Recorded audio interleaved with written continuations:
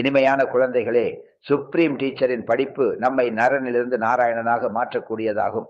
இந்த நிச்சயத்தோடு கவனம் கொடுத்து படிக்க வேண்டும். படிக்க வைக்கக்கூடிய டீச்சரை பார்க்காதீர்கள். ஆத்ம உணர்வுடையவராவதற்கு முயற்சி செய்ய வேண்டும்.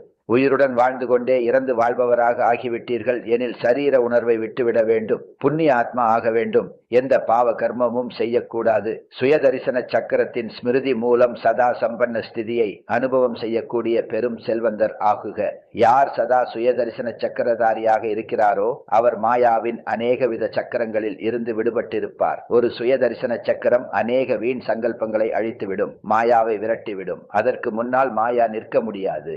சுயதரிசன சக்கரதாரி குழந்தைகள் சதா நிரம்பியவராக இருக்கும் காரணத்தால் அசையாதிருப்பார்கள். தன்னை செல்வ வளம் மிக்கவராக அனுபவம் செய்வார்கள். மாயா காலி செய்வதற்கான முயற்சி செய்கிறது.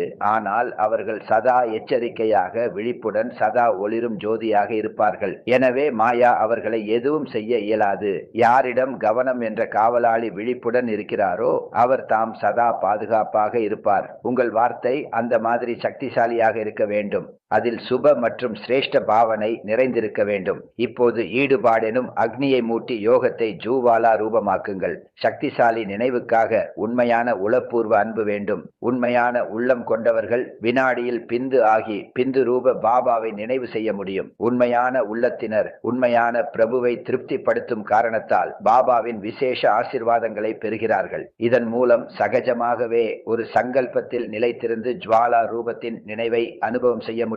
சக்திசாலி வைப்ரேஷன்களை பரப்ப முடியும். ஓம் சாந்தி.